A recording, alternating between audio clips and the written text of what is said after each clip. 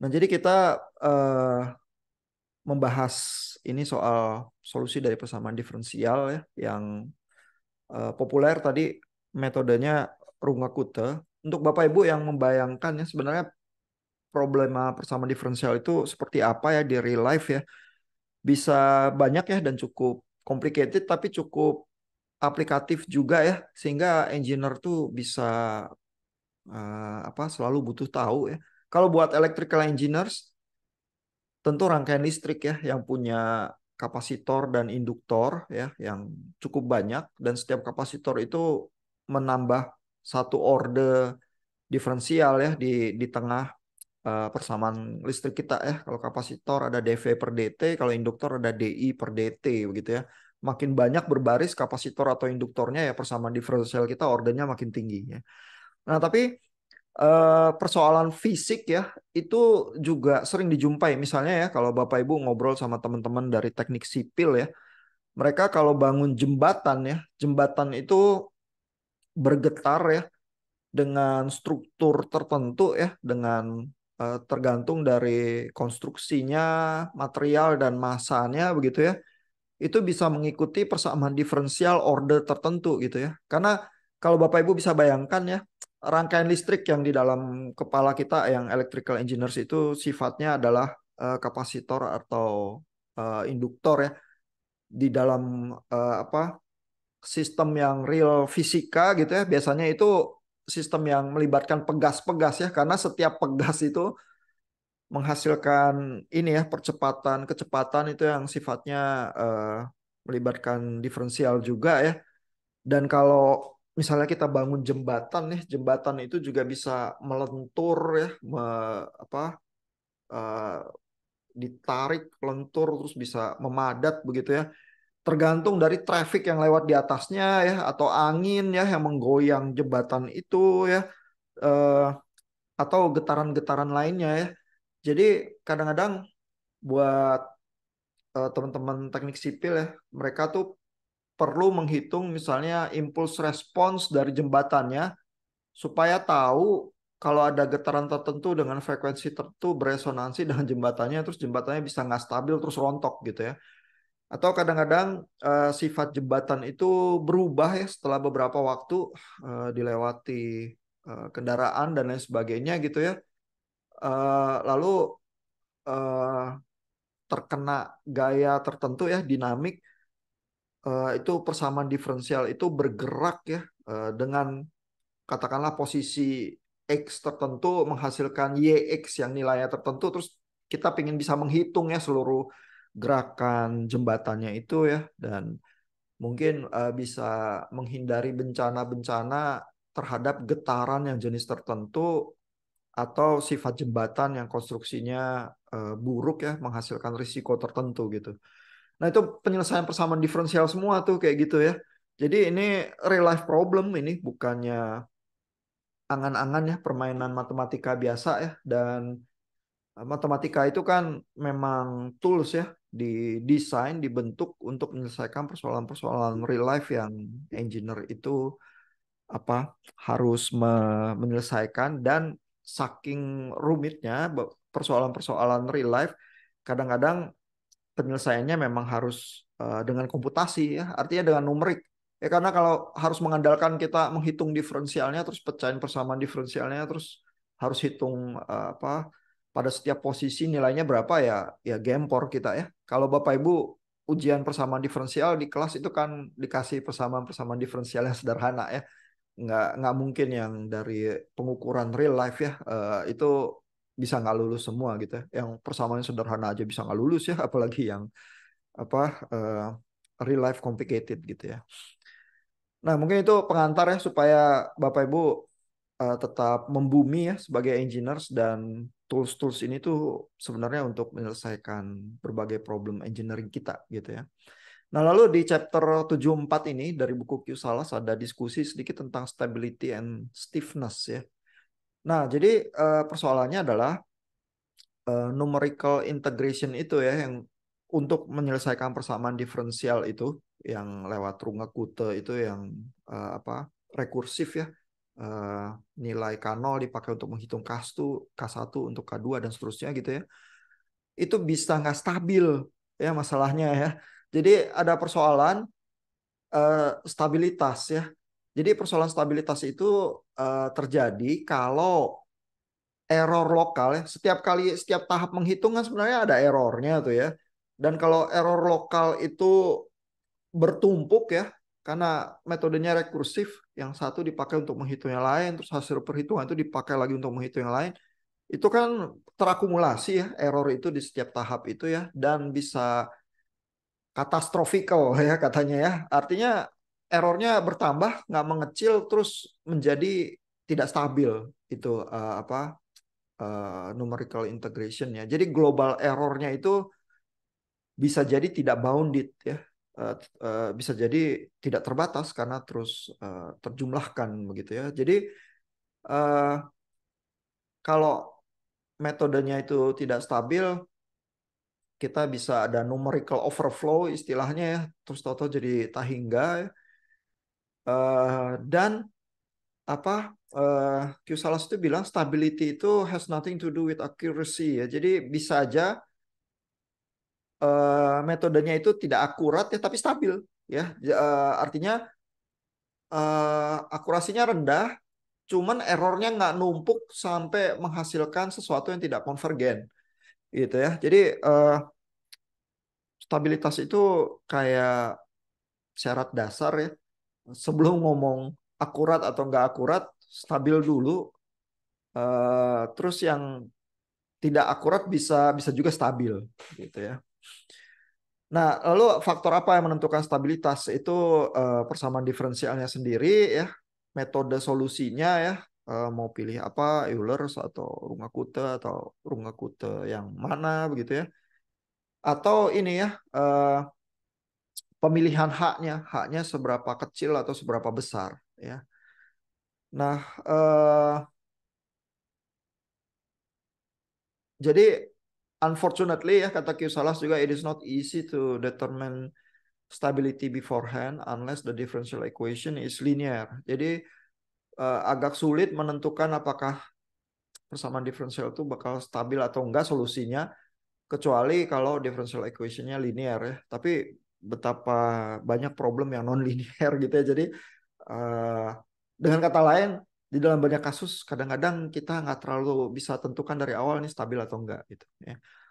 Nah, tapi ada misalnya kalau Euler's method ya, metode yang nggak terlalu akurat ya dan agak berat komputasinya ya, tapi stability-nya lebih mudah mungkin diilustrasikan ya. Jadi misalnya ini ada persamaan Y aksen sama dengan minus lambda Y ya, terus Y nolnya adalah beta gitu ya. Sehingga YX-nya eh, solusi terhadap persamaan diferensial itu bisa sama dengan beta E pangkat minus lambda X ya. Karena kalau ini diturunin eh, jadi bentuk yang seperti ini ya. Minus lambda Y begitu ya. Nah, jadi kalau ini di apa dimasukkan ke dalam formula Eulers begitu ya. Dan formula Eulers itu hanya sampai ke Y aksen gitu ya. Karena Y aksennya itu yang mau kita hitung, lalu eh, kita tambahkan ini H-nya ini ya, perbedaan kecil itu untuk jarak ke eh, YX, jadi ada YX, ada YX plus H, terus kita atur, maka kita bisa tentukan ya, jadi persamaan yang seperti ini YX plus H sama dengan 1 minus alpha H kali YX, itu akan jadi tidak stabil kalau pengali yang di depan ini 1 minus lambda H ini lebih besar dari 1 ya, karena nanti kalau dikali-kaliin tambah besar terus ya kalau lebih besar dari 1 ya, sehingga dengan demikian kata Q-Salas H-nya itu yang bisa bikin stabil itu bisa kita tentukan yaitu kalau lebih kecil sama dengan 2 per lambda. Ya, jadi di dalam hal ini kalau persamaannya agak jinak gitu ya, H-nya bisa ditentukan tuh, dan Euler's method ini kan agak simpel ya, jadi bisa agak kelihatan langsung ya. Kalau H-nya kita pilih pokoknya cukup kecil dan lebih kecil sama dengan 2 per lambda ya. maka dia bisa stabil gitu ya. Nah, lalu persoalan lainnya ya. Berarti kan kalau kalau kayak gini syaratnya ya udah H-nya kecil-kecil aja ya. Tapi kan H kecil itu ada problem lain ya yang muncul ya. Kalau H terlalu kecil ya komputasinya jadi berat ya.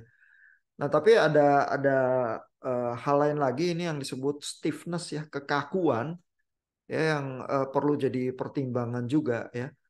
Jadi persoalan persamaan diferensial itu ya, initial value problem itu disebutnya kaku ya. If some terms in the solution vector yx very much more rapidly with x than others ya. Jadi kalau ada bagian solusi dari vektor ini yx ini ya yang berubahnya jauh lebih cepat uh, dengan perubahan x ya dibandingkan bagian yang lain ya. Jadi kalau itu disebutnya kaku. uh, Kaku karena ada sesuatu bagian dari yx yang berubahnya lebih cepat daripada bagian yang lain ya. Nah, jadi stiffness can easily be predicted for the differential equations ini ya.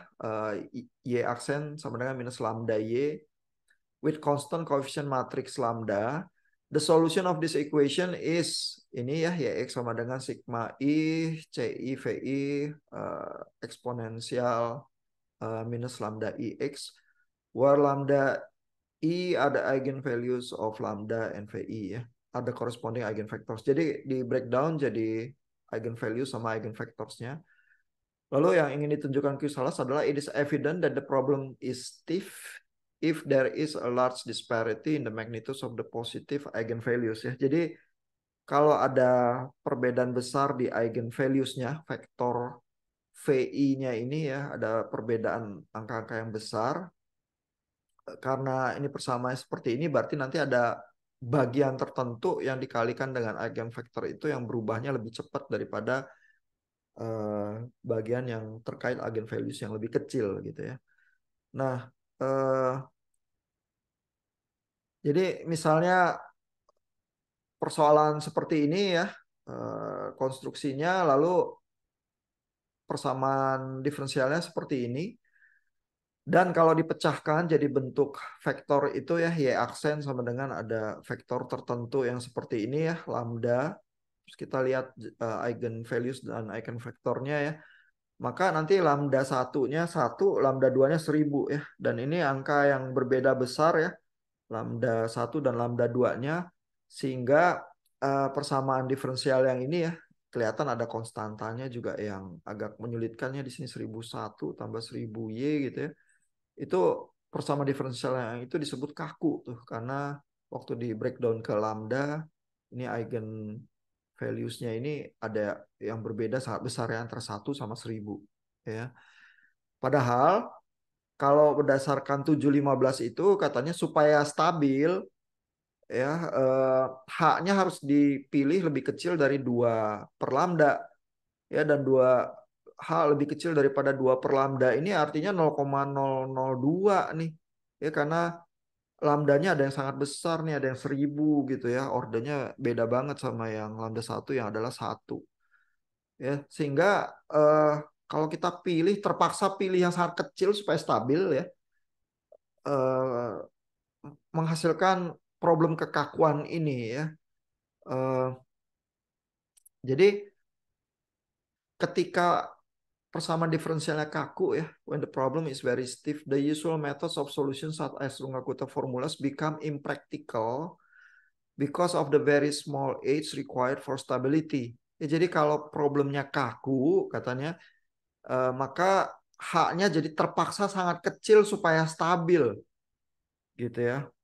Artinya waktu saya melakukan Runge-Kutta itu atau Euler ya, yang berusaha melakukan apa diferensiasi di slope persamaan diferensial saya itu ya, terus saya integralkan gitu ya, maka saya harus pilih H yang kecil banget karena kalau H-nya besar tahu-tahu akumulasi error itu jadi nggak stabil ya.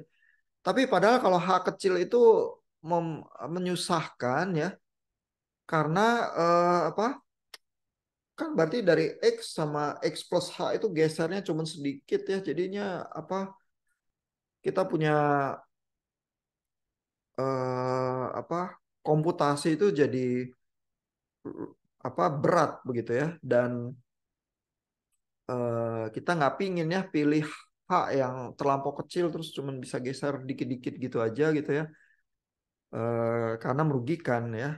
Tapi kalau kita pilih H yang besar maka jadi tidak stabil ya. Jadi problem yang demikian ini problem yang kaku nih karena H-nya nggak bisa besar-besar ya. Nah, lalu these problems are best solved in methods that are specially designed for stiff equations ya. Jadi stiff equations ya atau problem yang kaku bisa ada solusinya tapi metodenya harus spesial untuk problem-problem yang seperti itu ya. Eh, ini di luar skop pembahasan di sini katanya ya. Tapi paling tidak Q Salas memberikan ulasan tentang bahwa ada problem kayak gini nih ya. The higher degree of stability comes at a cost ya. Jadi kalau kita mau lebih stabil ya artinya ya pilih H jangan gede ya. Itu ada ongkosnya ya. The general rule is that stability can be improved only by reducing the order of the method. Ya, jadi stabilitas itu bisa lebih baik kalau orde dari eh, metodologi ya. Jadi Runge-Kutenya orde yang kecil aja ya, jangan orde yang tinggi ya. Tapi kalau ordenya pendek ya, ya kayak pakai Euler's method itu ya, yang cuman sampai Y aksen aja ya, maka berarti truncation errornya tambah gede. Ya, artinya kan kita motong Taylor series yang di belakang itu, begitu ya. Jadi akurasi kita rendah. Ya, artinya oke, problem saya nggak stabil. Kalau saya mau meningkatkan stabilitas, maka akurasi harus saya korbankan, gitu ya. Nah, ini sebenarnya satu notion yang umum ya di dalam berbagai kompromi engineering ya. Artinya ya saya harus hidup dengan kenyataan bahwa saya tidak bisa mengoptimasi berbagai hal sekaligus. Saya harus pilih-pilih. Lebih penting akurasi atau lebih penting stabilitas, gitu misalnya ya. Dan akurasi itu bisa di trade off ya, bisa dibayar dengan berbagai hal. Dalam hal ini bisa ditukar sama stabilitas. Kalau mau akurasi tinggi ya pakai metode-metode Runge-Kutta yang order tinggi ya, tapi hati-hati, ntar bisa nggak stabil ya gitu ya. Kalau terus nggak stabil, eh, kamu ada obatnya nggak gitu ya untuk problem engineering yang dihadapi gitu ya, atau ya udah ditelan saja ya pil pahit itu.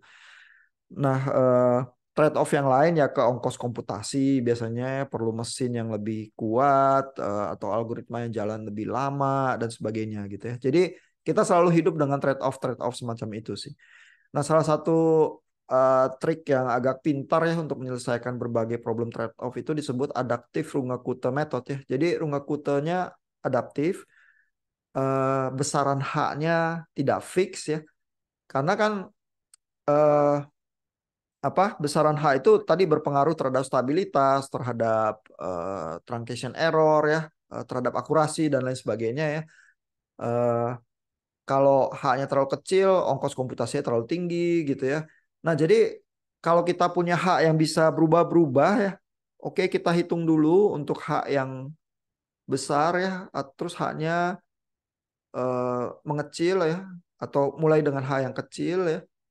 Jadi misalnya ya, dia bilang di sini ya, eh, for example, if the solution curve starts off with rapid changes before becoming smooth ya, misalnya dalam stiff problem ya, problem-problem yang kaku, tadinya kurvanya di awal berubahnya cepat ya, lalu lama-lama jadi halus ya, maka kita tuh perlu memakai H yang kecil di awal, karena kan dia kurvanya berubahnya cepat ya. Kalau kita H-nya gede, dia ngincer ke kurva yang lebih jauh ya posisi X-nya, nanti akurasinya jatuh begitu ya, jadi jelek. Jadi H-nya di awal harus kecil, tapi kita nggak mau kecil terus-terusan karena ongkos komputasi ntar jadi mahal. Kalau kurvanya udah lebih halus, kita lompatnya besar-besar aja gitu ya. Nah, jadi kita mau H-nya bisa berubah-berubah secara adaptif ya. Lalu setiap kali hitung dengan H tertentu, kita hitung dulu akurasinya ya, truncation errornya berapa, lalu baru hitung lagi gitu ya. Nah, ini disebut adaptif Runge-Kutta. Tapi berarti ada ongkos yang kita bayar juga. Artinya setiap langkah kita berhenti dulu, ngitung akurasinya dulu, terus masuk lagi dengan hal yang berbeda ya. Bukan bukan tanpa ongkos sama sekali begitu ya. Ada ongkosnya, tapi ini untuk menyelesaikan persoalan-persoalan kayak problem yang kaku di bagian tertentu ya, problem ongkos komputasi yang kita nggak mau telan bulat-bulat begitu ya. Jadi adaptif ini eh, ongkos yang harus dibayar supaya problem-problem yang lain itu terselesaikan ya. Nah, jadi ini juga ilustrasi apa yang baik ya untuk setiap persoalan engineering kita ya. Sebagai engineer, kita itu punya berbagai ongkos dan kita itu selalu tahu kalau ongkos yang satu itu kita paksa tekan ya, nanti di tempat lain ada yang terus apa meletus begitu ya. Jadi kita tuh selalu punya semacam titik optimal tertentu ya. Oke, yang ini nggak bisa hemat-hemat banget, agak boros, tapi kalau kita boros di sini, di tempat lain menghemat ya, sehingga secara total kita ada di tempat yang kita bisa berbisnis dengan cukup baik ya, engineering kita rada working gitu. Itu juga eh, apa sebagian dari otak engineering yang harus mengalir di dalam darah kita sih. Ya jadi kalau menghadapi problem ya, eh, terutama nanti kali kalau Bapak Ibu lihat life hack problem, terus life hack problemnya agak complicated gitu ya, melibatkan banyak faktor gitu. Bapak Ibu bisa punya skeptisisme ya, atau kehati-hatian tertentu untuk tidak melulu bilang bahwa oh ya kalau kita mau menghindari problem itu pokoknya yang ini kita kecilkan saja sekecil-kecilnya ya apa faktor atau variabel tertentu itu ya. Kita harus selalu hati-hati untuk berpikir jangan-jangan kalau kita paksa kayak gitu nanti ada yang salah di tempat lain gitu ya, karena mungkin model kita itu nggak sempurna ya menangkap keseluruhan fenomenanya gitu ya. Nah kalau kita punya sikap skeptis yang semacam itu mungkin kita jadi engineer yang lebih baik ya, karena mencari titik optimasi itu lebih logis, lebih hati-hati, lebih masuk akal gitu ya, daripada pokoknya injek gas di sini ya atau rem abis di sana gitu terus tahu-tahu apa barang kita itu kandas gitu ya. Ya. Nah ini diskusi yang memang agak lebih detail ya di akhir-akhir chapter 7, tapi semoga menolong ya untuk secara umum memberikan kita semacam kepekaan berpikir sebagai engineer ya. Dalam hal ini problemnya sih penyelesaian persamaan diferensial pakai Runge-Kutta ya, tapi insting semacam itu perlu kita bawa tuh dalam berbagai problem dan kasus sih. Karena selalu berulang ya problem optimasi yang semacam itu. Nah, mungkin kita sampai di sini ya malam ini. Ada pertanyaan, Bapak Ibu?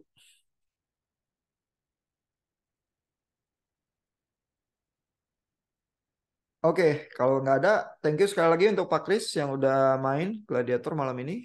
Eh, apa berbuah kemenangan WO yang mudah, tapi thank you juga karena presentasinya cukup baik.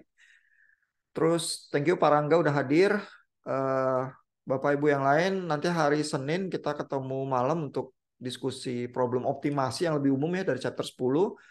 Lalu Kamis depan kita ketemu onsite di kelas, Bapak Ibu presentasikan lagi problem life project-nya ya di apa di mudah-mudahan udah ada peningkatan ya daripada formulasi problem yang awal yang beberapa minggu lalu kita ketemu dan diskusikan ya.